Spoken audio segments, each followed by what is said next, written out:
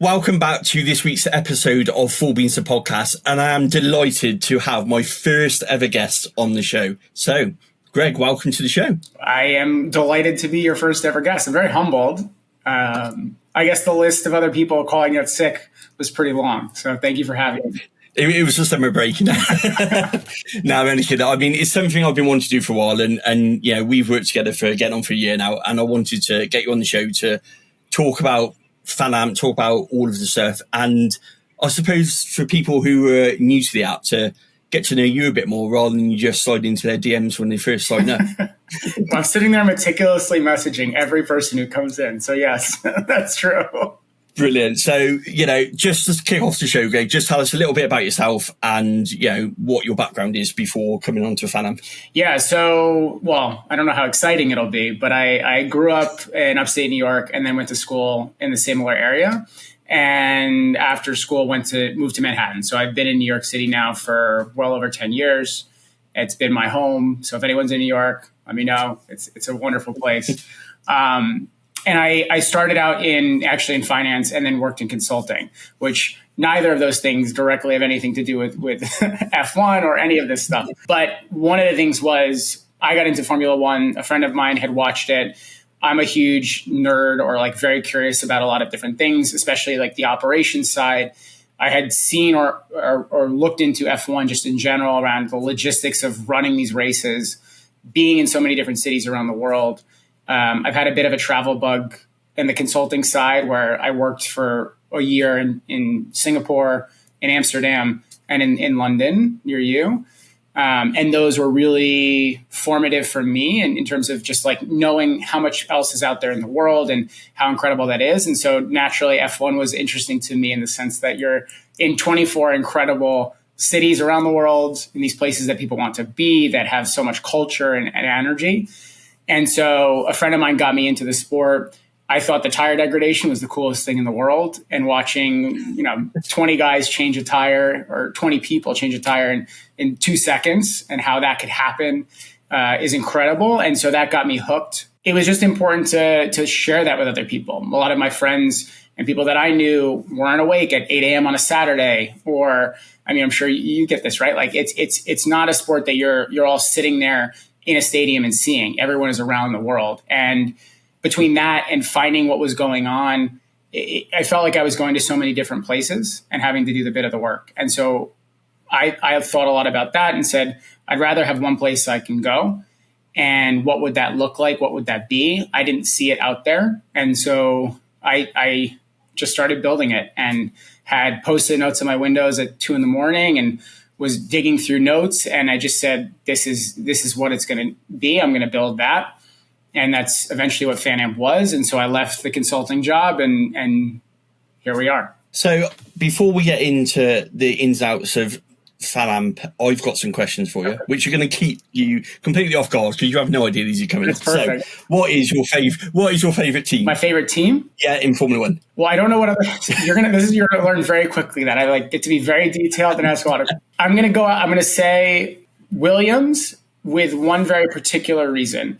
And it's actually because of James. I think the way that he has come out as a public speaker, or a representative, I should say, of the team, how he talks about people, the empathy that you hear in his voice and the way he communicates with people, it's very much a style that I gravitate to.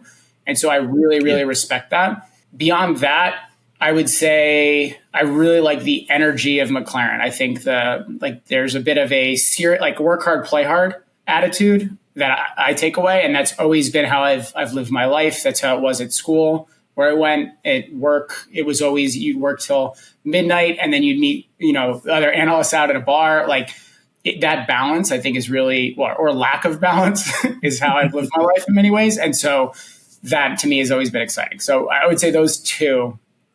Even though you asked for one, I'm giving you two. To be honest, the way you describe McLaren reminds me of Red Bull's early days, if I'm honest, when they first came into the sport. That's how they were pretty much. Now I see them as this very polished sort of team, but how you describe that reminds me very much of that. And Williams holds a place in my heart as well. Yeah, my dad's a massive Williams fan from when we were growing up on that side, so I can definitely empathise with that one. My next question Wait. I want to know yours. Mine. To be honest, I'm a Mercedes fan, but I followed the sport for long now, so I like the underdog stories. So the likes of Brawn coming through, Benetton when they were up and coming as well. So I've always liked the underdog. So Williams, when I was growing up, being a family-owned team going against these big constructors. So even though I would say it's Mercedes, I'm a massive fan of the sport, but I would have to say that I've always championed the underdog coming through into the sport, because actually I really emphasise with that from a personal point of view of actually the underdogs actually, going toe to toe. And that's one of the things I love about Formula One, is that actually you've got the likes of Williams, some of the most successful constructors who ultimately were a family owned team who, you go back to some of the stories about Frank Williams, which is amazing, sort of set up his car outside of a hotel to get sponsorship from the Saudis. There's some real stories going back over the years of what they've done to keep themselves afloat as well. So that's awesome. That's where I come from. I love that. Yeah, because I think it just resonates with me. So it's always been my sort of hook into the sport that you can come in as an underdog, and actually it's a lot harder now, admittedly, than probably what it used to be. But it's always been there. The Brawn era, for example. So yeah, I mean, even looking at the past races we've had this season so far, and the fact that you've had so many different people winning and how much it's changed, contrast to last season, and people who are like their first win or their second win, right? Like those. It is incredibly emotional watching them. Yeah. So the underdog as a team, I can only imagine how much effort it takes because of the engineering side as well. Like it's pretty incredible. And also I like the fact that in Formula One, your dominance will always come to an end. It's a case of when, not if, because no matter whether you're Mercedes, Red Bull, every time we see it, someone gets the set of rules right, there's a change, something upsets the balance. There will always be an end to that. So there will always be someone else coming through to actually knock you off that peg as such. I think Christian Horner said a few years ago that getting a championship actually isn't that difficult, but getting it repeatedly is a lot harder, in Formula One for sure. Yeah, and they're learning that this year, right? I mean, this absolutely with this trend, it could be the third and then the last for a period of time, however much it ends up being. Yeah, definitely, especially the constructors title. Mm-hmm.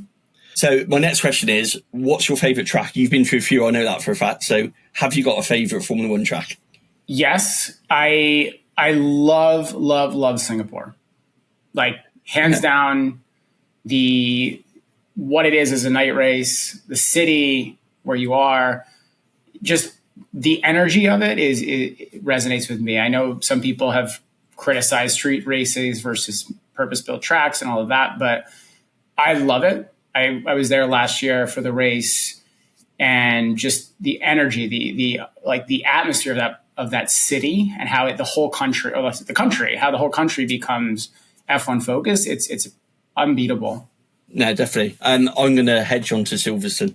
You're biased. All right, one other than Silverstone. Oh yes. But this year I really enjoyed Barcelona, for example. To go to, that was my first race abroad. So when we went to that was really to experience, like you say, the culture, the city, so doing something different. We live quite close to Silverstone, so every time we've been in, and it's, the location of it is quite isolated, so everything's in the track. Whereas actually when we went to Barcelona, you're in the city centre, you're meeting people, you're going out for meals, you're actually embracing the culture. So actually that was, for me, a real difference to a Formula One experience to what I've experienced before, where it's been very track centred.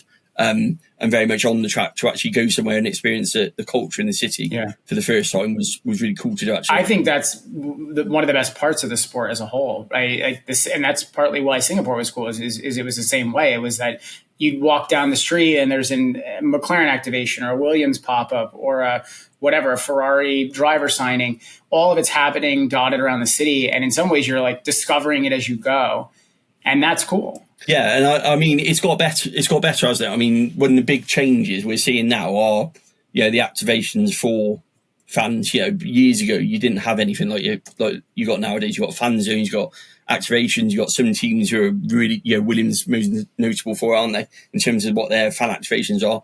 There's a whole experience when they come into a city now, which probably a few years back wasn't there or wasn't as big as what it is now, for sure. Yeah, it's a big emphasis, and that's partly what we've found success with, and one of the ways that we want to help fans is with making that experience, that travel experience, easier, better, like documenting what's happening both at the track but off the track, and so that people, like you said, right, that was your first race abroad. I think that would be true for the vast majority of people who are at these races, right? They're going one time in their life, or they've been saving it up, or they're going once every several years, and it's a big summer vacation type of travel.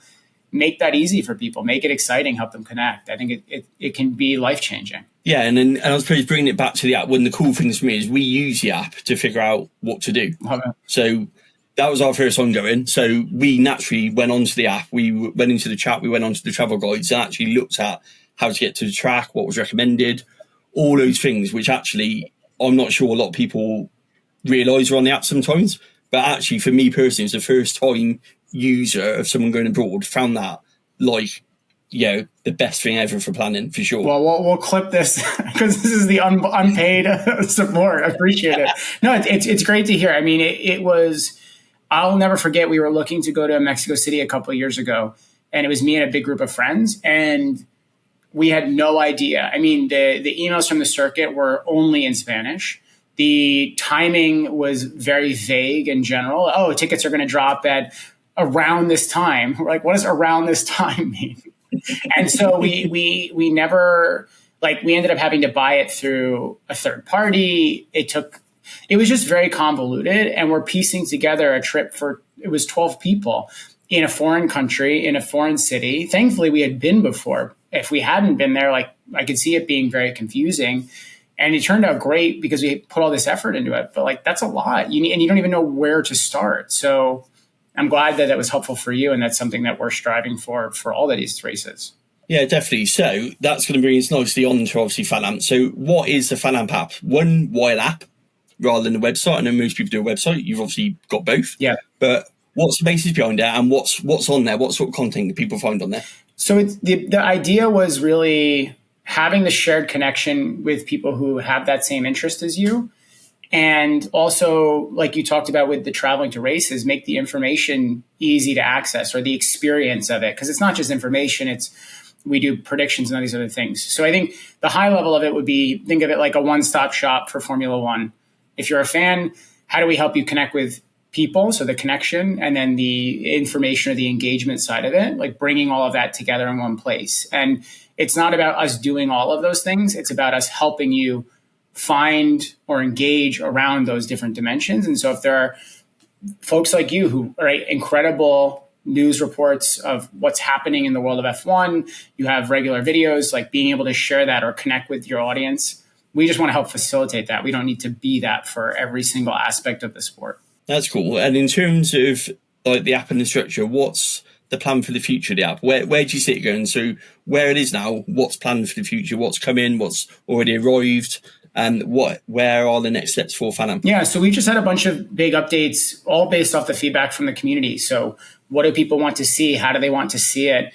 We just redid our website entirely to make all of the great content that we do produce, whether that be news updates or alerts. We do a Fast Five every day of top stories. So we have that, interviews, guides, all those things you talked about. It is available on the website, but then in the app, it's how do we make that easy to access and to bring it with you? And what we're really focused on now is just growing the community around Formula One. So all these people who love F1, how do we help you connect with other people while races are on? Come play our games to make predictions before the races take place and see how you can do. And you'll climb a leaderboard and you can earn prizes. There's a lot of just different facets of it to just give you one home for the sport that we all equally love. And then in terms of where it's going, we'll be at more and more races over the year, and we'll continue to do that. We've done a lot with IndyCar already as well, and it's something that we're all as a team very excited about. And we've got some creators in our community like Track Talk who love IndyCar and talk about it regularly. And so we'll do more there. And then the rest we'll see. So get out, join, come be part of the community, come to more of the race meetups that we do, and then stay tuned for what's to come. Yeah, I mean, having experienced a race meetup in Barcelona, I can say they're worth it. I see that you did one this week. Yeah. During the summer break. We just did an event here in New York. So For the Girls, which is a great podcast, they're based out of New York City. They talk about Formula One, but many other aspects of motorsports in general. And so we hosted a meetup or an event with them, and then with Red Bull USA came with a sim, and it was awesome. So I in no way raced anyone. I took a bumper off the car next to me in a parking lot with a minivan in high school. So I'm traumatized from racing or driving in general. But the rest of the event was great. So you've just sold this perfect meetup. My meetup was, we got in a taxi, which was driven by Lando Norris in the middle of Barcelona. Literally. So we got in this taxi. He drove it? Well, I think it was Lando driving it the way he drove, because we told him where we were going. And he literally, at one point we were kind of holding on for dear life. Dad and I were in the back, as he threw us into the corners like it was some sort of, hot lap. And then proceeded to boot us out into the middle of nowhere in Barcelona with the sat-nav saying on the phone we started 20 minutes ago, and this bloke just saying, you just go up this alleyway here and you're there. And we're thinking, are you sure? Luckily he was right, and we met up with everyone, but it was a wild experience on our way to one. Yeah, that's not good. But we were safe. We got there, and it was good when we got there. It was great, and great to meet some people as well. So that was the main thing. I think that's it. It's sharing it with other people, right? Yeah, and it was really good. There were some people who I hadn't met before, spoken to, via the app and also online, but also to break up that weekend as well, that race weekend we had where, like I said, we may have been in the city, but we knew we had somewhere to go. So actually there's somewhere safe to go where we knew the location, we knew people were going to be there. It allowed us to go and enjoy a few drinks before heading back to the hotel again. So it was really cool to do that side of it as well. So I think for me, the biggest thing that I love about the app is the diversity with all of the bases and all of the creators on there. You can literally pick what your mood is to go into it. So you can have some comedy, you can have some news, you can have some IndyCar now. So I think for me, that's a real massive plus as a user, not just someone who's obviously part of the app, but someone who browses through it. It's got to be a big plus. The ability to just be a fan and know where to go, I think, is so important, right? Like you said it with the going to a bar and knowing there's going to be people there and being able to just have a couple of drinks. I mean, when I hear that, it's you have the plan sort of set for you or the structure set for you, and you can just let your guard down and be comfortable and enjoy the time. And that's really what it's the ethos of all of this is just, hey, make it real easy to just enjoy the time. Like there's so many things in all of our lives that are going on. There's so much to focus on. This is the thing that we all use as an outlet to relax and to have fun.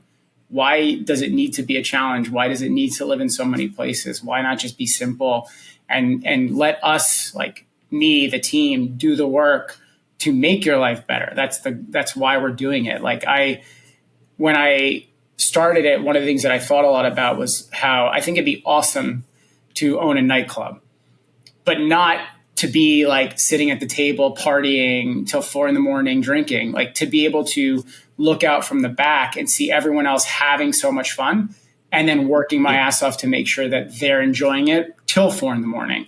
and doing that again and again. That's what I've always gravitated towards is like being a fan of the fans, so to speak. And that's why we do it. So I'm really glad to hear it. Yeah, no, definitely. And in terms of meetups, do they happen at every race or are they only selected races? Right now, we've had them at nearly all races. It's not 100% yet, but we've had them now. We just had one in Hungary. There was not one in Belgium. There will be one well, we're recording this now in the summer break, so there will be one at the Dutch Grand Prix. And then there definitely will be ones at all of the U.S. Grand Prix and Mexico City and others. So I think that, our goal is to blanket that 100% and to grow that and give people that refuge everywhere you're traveling. Right now, we don't have it everywhere, but stay tuned in the app, like you said, right there, and our website and our socials, because we do have them so often and we always pop them up wherever we can. And in terms of the app, does it provide anything else? So can you buy tickets? Can you do anything else on the app, or is it purely just a information download? I love this. And for like the complete disclosure, Terry and I traded an email of like, hey, do you want to talk? And then that was it. So I have no idea what's being said. So I love this. Thank you. Yes, all the above. Think of it like if you are a fan, everything is there. And so if you want to sit on a couch and you just want to talk to other people, that's there. While the races are on, while the races aren't on, whatever it may be, we have this news feed that sources a lot of excellent content that's out there and helps make it easy for you to access and digest. And then we send out these Fast 5 alerts every day of top stories that you should know, so you can always stay informed. And then, outside of those elements, if you want to go to the race, we have everything you need, from the guides to the tickets themselves. And so, basically you could show up and your weekend is kind of covered for you. Cool. No, that sounds good. See, look, I'm not even getting paid for this. I know. We got to think of a hat or something. Something's going wrong here. I need to drop $1 billion or something after this. We'll do it in Las Vegas. Yeah, we do it afterwards. Yeah. So Vegas, we got to talk about Vegas. So we're heading for Vegas this year. I'm heading for Vegas this year. I am super excited about Vegas. Yes. The popularity in the States, you're obviously stateside. Controversial, I'd say, in the UK, quite a lot in terms of how much focus is being put on the States. How would you see it over there? Is it something that's grown and continuing to grow, or is it kind of grown so much inside the plateau? How is it viewed in the States from your point of view? I would say maybe it feels like, no, I think overall, I think the popularity, it's so funny. I'm just pausing because I'm trying to think about the right way to describe it. If you asked me what F1 was 5-10 years ago, ask other people, right? Like, I knew what the sport was. I had heard of it. I had looked into it, like I said, and had like a cursory understanding of it. But that was it. And now, no matter where you go, if you bring it up, you will be able to find someone who knows about it, probably has watched some of it. Now, maybe they're not watching it religiously, but they have watched the sport. They maybe have seen the Netflix show, which is obviously a huge driver of this change. Yeah. And so it is night and day over the past several years what the sport has done. And then with the 3 races, I mean, I think them pushing for that will only continue to, if not help grow it, sustain it. Because you were saying, like, has it maybe plateaued? It's certainly much bigger than it was, and is still growing if you look at some of the viewership numbers. So there's definitely a lot more potential. It's not like it's at its ceiling, but at the very least, those races will sustain what has happened. Yeah, definitely. I think if you look at the activations that are happening now, you've got F1 Arcade, obviously Boston, I think another one planned. DC. I want to say Washington off the top of my head, yeah.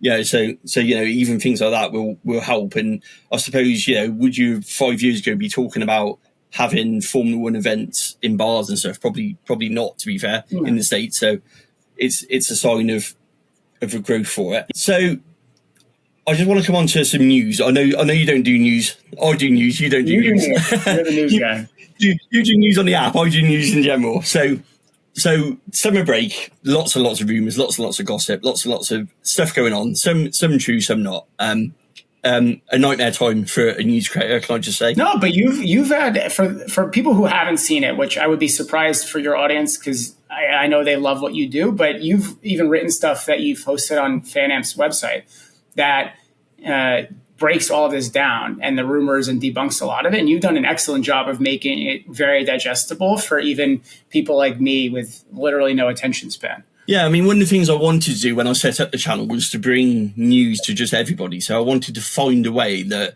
takes this complicated sport and breaks it down into factual evidence, for one. So actually you can believe what you read in. And yeah, you don't get it right all the time. You never will do. But yeah, the majority of the time you kind of, hopefully you've got it right and got the right steer on it, and just break it down in a way that people can actually sort of look at it, understand it, but also see some of the reasons. The reason I wrote the articles was you can go into more detail in them than you can in the video. You can talk a bit more about why certain decisions have been made, what's the basis behind it, and actually sometimes just steer people in a way that they might have looked at in the past and gone, actually, I didn't even think of that. That's something completely random, which didn't even cross my mind, but now makes perfect sense, Yeah, I mean, and that was one of the big things. Without spoiling on it, because I don't want to get into what you're about to go with it, but like there were certain rumors that you talked about, and when you wrote about it, and I saw that for the first time, my whole perspective on it changed. And then at that point, I was arguing people out at dinners or bars, being like, "Oh, this guy Terry knows everything. Like, this is the fact pattern. No matter what you're hearing, it's all spin. Go check it out." And that's the thing, you can fact check it all the way back to a lot of this stuff. A lot of stuff when you look at it, you talk about social media. So, Kimi Antonelli to Mercedes, that for me is a classic case during the summer break of Mercedes about to make an announcement for him. We've got pictures with Bono, we've got pictures of him celebrating podiums, we've got interviews with him. It's just classic, we're lining the fans up for an announcement, after the summer break of some sort. So that's one news I'm expecting to come. Yeah, a lot of talk around Monza, home Grand Prix, a lot of talk around actually a good place to make that announcement. The biggest one for me over the summer, which is still the unknown, is got to be Adrian Newey to Aston Martin. I mean, that is just monumental in terms of what it could mean for the team. Yeah, that was actually where, between that and Carlos Sainz, were the two things that stuck out to me and what I was referring to or alluding to before. Do you think it's going to happen? Do you think that's where he's going to go? Yeah. And when I wrote my article, when we put it on Fan and Part Hearts, I wanted him to go to something like Williams to prove that he can do it. I kind of want him to go there, work with James, and actually all that wind tunnel time, all that extra stuff, and go, right, yep. I've got some history with the team. I want to go out on a high. I want to rebuild it. And I really hoped he would do that. But from everything I'm hearing, that Aston Martin have won the race for him. And it's pretty much a case of once the summer break's over, he's going to make the announcement that that's where he's going. So what do you think then swayed him for it? Was it money or was it something else? I don't think money sways Adrian. I think Adrian could retire quite happily. We know he's got his yacht, either about to be finished or just finished. We know that he doesn't need the money. Let's be honest. And I do think that yes, he'll get a lot from Aston Martin, but I think that equally Ferrari's deal was just as lucrative, if not potentially more. I think with him, when I first read it, I was kind of like, I'm not too sure what this. How's it going to work? But when you took that step back and broke it all down, going back to fact checking, so you've got Andy Cowell, who was in charge of the Mercedes powertrain hybrid era. So he was a man who oversaw this Mercedes dominance. He's gone to Aston Martin after he's been out of work since he left Mercedes. A lot of people wanted him. Red Bull powertrains tried to poach him.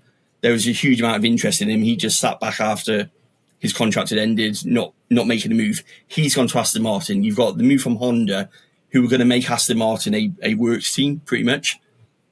You've got Adrian's relationship with Honda. They've been working together at Red Bull for so many years. A lot of that's going to transfer over. I know there's a lot of engineers staying with Red Bull powertrains, but actually, you've got that Honda relationship is going with him. You're going to have an engine supplier who you can build your car around rather than being constrained by it. We know that one of Adrian's bugbears over the years has been the issues you had with the Renault engine, trying to get that into the Red Bull car, all those things. And then you also then deep dive into it. Yeah, you've got Enrico Cardale coming from Ferrari. You've got Dan Fallow's already there, who's worked with Adrian. For me, the only thing missing is a driver lineup, if I'm honest, in terms of championship winning. Obviously, Fernando at the moment, yes, but that second seat always holds the one. But that's the only thing the only weakness I can see in it. And a £200 million state-of-the-art factory that's going to be finished for next year, because it's in phase 3 now, the final bit being done. That's going to be up and running and sort of there. So when you break it down like that, going back to what we said, when you fact check it, actually, it looks like a really good deal for him. And obviously, we're talking about 100 million because he will go off and do other projects. That's how they get around the cost cap side of it. He'll go off and do something like he did with the Valkyrie projects. There's that relationship in there as well. That's obviously still ongoing. Meaning how they structure it as a consultant and not. Yeah. And that's exactly how it will work, because you won't be able to afford like Dan Fallows and have Adrian something like that on there. So I imagine that's how it's going to work. But then the same would be said of Ferrari and anywhere else he went. That's how Red Bull have worked on a consultancy basis. So that's how they've been able to have Pierre Boschet there as well. So it's just the way the modern cost cap era works, where consultancy and outsourcing is a very grey area still for Formula One. You think that would also be part of it, but yes.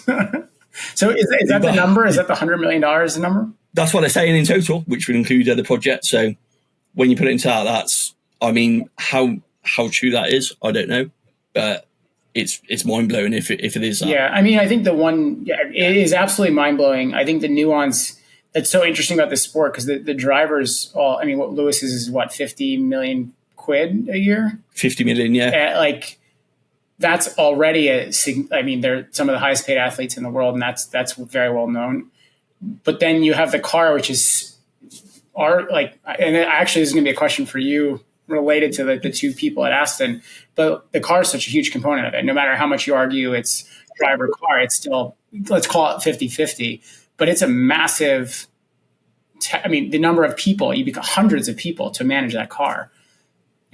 And plus the commercial applications outside of just the racing, if the team is using all that work well. So, him getting paid that amount of money is pretty obscene for like an engineer at a company in general. But at the same time, it's so instrumental behind the sponsorships and everything here. It's pretty crazy. Yeah, I mean, I would say if it's anywhere near that figure, it's going to have a lot of consultancy and a lot of road car sort of use as well. Exactly. I would have thought, you know, for that to be the figure they're quoted. I think a lot of people are missing that point, that if it is anywhere near that, he's going to be designing road cars as well for him, as well as potentially WEC cars and Le Mans cars and all other stuff. So if it is, I don't think he's going to be solely Formula One related. And maybe that's another thing that's actually, you know, done the deal for him, actually, that diversity, that he's not just going to do Formula One. Yeah. Actually, he might be there to do a lot of other series that, you know, he might not have done in the past, where he can leave a mark. You know, the Valkyrie, we know, is on about going into Le Mans, for example, being adapted. What better person to adapt it than the person who designed it, ultimately? So maybe there's a lot of deals like that happening with it, which has swayed it for him. Yeah. I mean, he's not going to be working a 9 to 5 in any capacity. Around that, and so he's going to be busting his ass, and like you said, it probably has so many far-reaching implications for the broader Aston Martin brand that they're willing to justify that. And if he can also, you know, even I don't know how it has worked for them in terms of being able to poach other talent, right? Not just senior leadership, but there's something to be said about having him in the organization to draw in younger engineers, or not even just engineering talent, mechanics or marketing professionals, anyone who's excited about learning from or being around him. Yeah, I mean, absolutely. I mean, you'll get people will make the move just to work with him. Like you say, there'll be people who, yeah, we know it's, you know, in that motorsport valley of teams down there, where actually a move to Aston Martin from one of the other teams actually isn't that much of their people. They're quite close together. You can easily do it. So I wouldn't be surprised to see some movement on that front as well, if it does turn out to be true. Yeah, it makes a huge difference having those people there for morale and all of that. So, yeah, you know, hey, good for him. He's built his reputation on it. It's pretty cool. How much do you think, assume he comes in and he makes a really, I don't know, I had best ask the question, but like a really good, compelling, powerful car that's very competitive. How much do you think that moves both Lance and Fernando in the standings before you either give more training or whatever it is? Like, how much do you think that car would move them forward? I think potentially, because realistically he's going to join. So he's leaving Red Bull around sort of April time next year. So everything he does is going to be 2026 orientated now. So whatever he brings next year isn't going to make an impact on the current regulations. Yep. But I think if we look at the way Red Bull hit the floor running this year with the regulations, just by getting it right, there's going to be a team who in 2026 get it right. You know, fundamentally, when we kick off the start, it'll either be done via the engine supplier, which is going to be new, obviously, into the mix, or it'll be done through the aerodynamics, or it'll be a combination of both. There will be a team who naturally nail it and get it right in one form. So it's the old-fashioned arms race, isn't it? Where it's just who's going to get it right and who's going to get it onto the grid first, because it's such an unknown. These regulations, they don't look the best, if I'm honest, in terms of what they're going to bring. The aero is going to be absolutely crucial, but then so is the powertrains for the first time. Yeah, we've had 5 years of an engine freeze where actually every engine is pretty similar, you know, except probably Alpine at the moment, who are struggling, but all the rest in terms of straight line speed, horsepower, they're pretty much in muchness now. You don't have that advantage that we saw Mercedes join in like 2013, 2014 with. So someone's got the potential to do that and nail the aero rigs. You could get a runaway, even more so than Red Bull, ironically. You could get a more dominant car. So it's going to be really interesting to see which way it goes. Let's make that bet, get the championship, take that first year, and then, you know, smooth it from there, or try and stay ahead of the pack, I guess. Yeah, and the cost cap will make it harder to track that. So it'd be a lot harder to, you know, as we've seen with Red Bull, once you've got that initial one, it's going to last for a good sort of, you know, definitely a good season almost, because you just can't develop quick enough financially to catch up with it. You know, in the past, you would have had 5 or 6 development streams going off where you would have gone, right, we're going to do this path, and work 24 hours, write blank checks, and we're catching because that's more important. Whereas now, you can't do that. So, and like I say, is it going to be a combination of one, or is it going to be one or the other, where actually someone gets the engine right but not the aerodynamics right, or which way around it is. There's so many variables in it. It's really much a lottery in terms of who's going to get it right. Well, then it makes even more sense why you pay someone like him that much, because then you're locked in. I was just about to say, having Adrian in your camp isn't exactly going to hurt you, is it? Let's be honest about it. Exactly. And in terms of driving moves, so we've talked about Red Bull till for, I'm sure everybody has over the summer, so they're keeping as they are, certainly for the foreseeable future. We've got a couple of ones left on the grid sort out, so we know that pretty much Kimi is probably going to go to Mercedes. The other one is Alpine. A lot of talk around Jack Doohan at the moment, getting the nod over Mick Schumacher. What do you think about that one? Do you see it playing out that way, or is there a return for the Schumacher name on the grid, or as an outsider, would you like to see it? I hope it works out for Mick, because seeing him at the end, like before he left the sport, or I guess shifted into only a reserve capacity, like it was probably, I could say, upsetting or disappointing. Like, for as easy as it is to dismiss anyone in these sports when they make a mistake and be like, oh, this guy sucks, or this was bad, or he shouldn't be there. They're human and they feel it. And I've had pretty low days and know how that feels. So it's not great. Yeah. So I don't wish any ill will or any of it. I don't really know with him, like with Mick, I mean. And with Jack, you see how, I saw him in Miami where he was talking at one of these events around the race, and just the energy and the excitement and like the twinkle in his eyes, so to speak, around it. I haven't seen that with Mick, but I also have never been around it to know, whereas with Jack, you see it. And so, yeah, I mean, I hope for him and for his sake that he gets his opportunity to do it. Seeing new and fresh faces coming in, number one, it changes the narrative. Things can happen. I mean, even in Logan's case, right? Like him being there created a whole set of storylines that are happening in the sport. It's unfortunately not all has been good for him, or most of it hasn't been good, but it does create conversation and dynamics versus like that midfield where I think you can kind of lose people. I mean, you've had races where like Bottas or others, you don't even hear about them for 55 laps. They're out there, they're doing something, but like there's no story to it.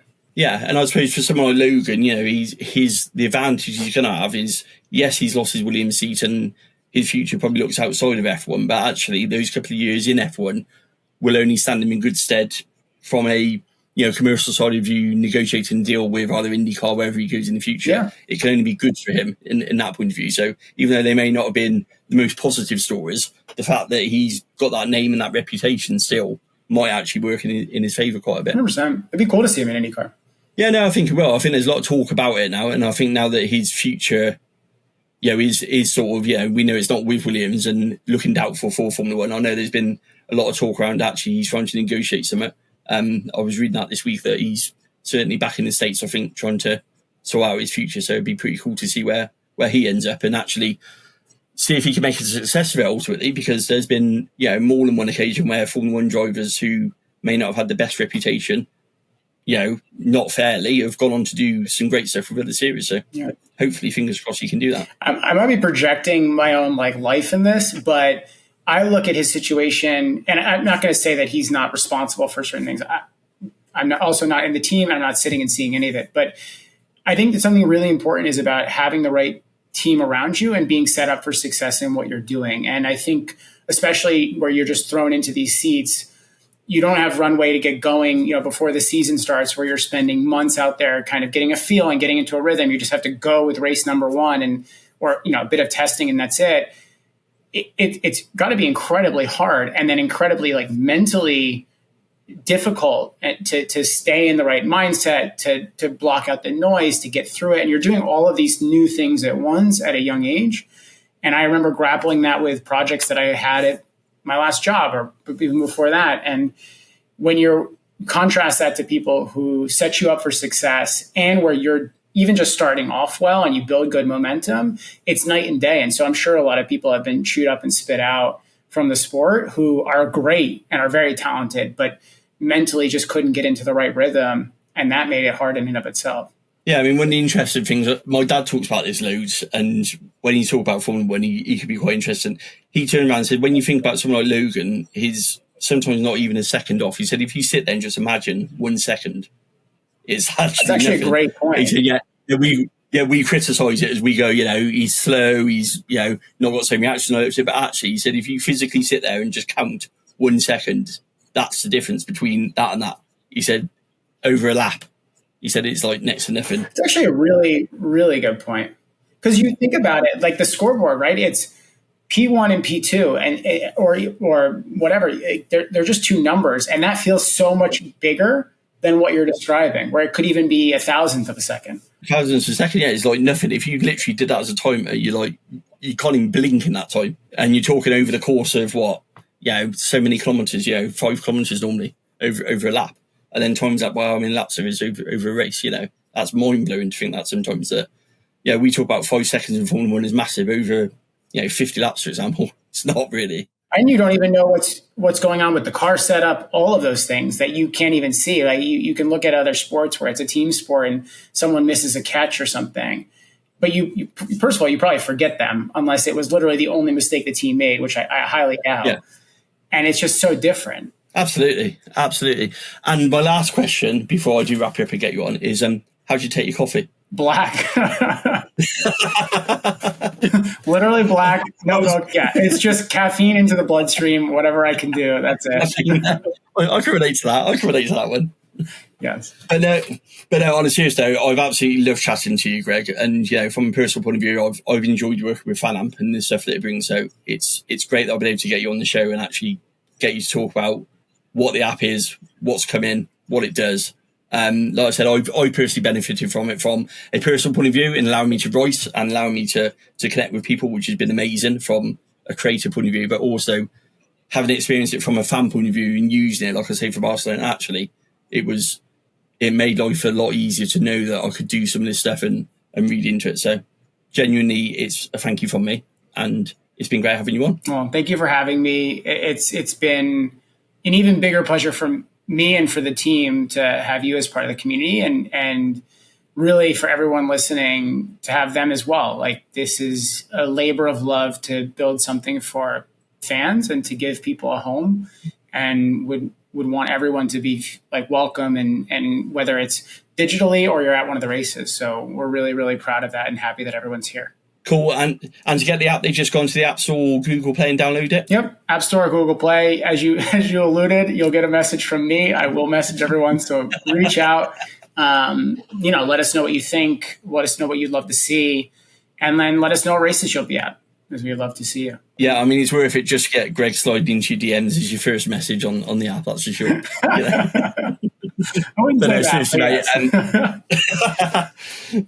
Seriously, I appreciate it. And thank you for being the first guest on Full Beans. It's been absolute blast having you on. Well, so I appreciate it. We got to set the bar low so your other guests knock me out of the water. Yeah, they will be back from the summer break. Don't worry about it. That's perfect. Brilliant. Cheers, Greg. Thank you. All right, thanks, Terry. Have a good one.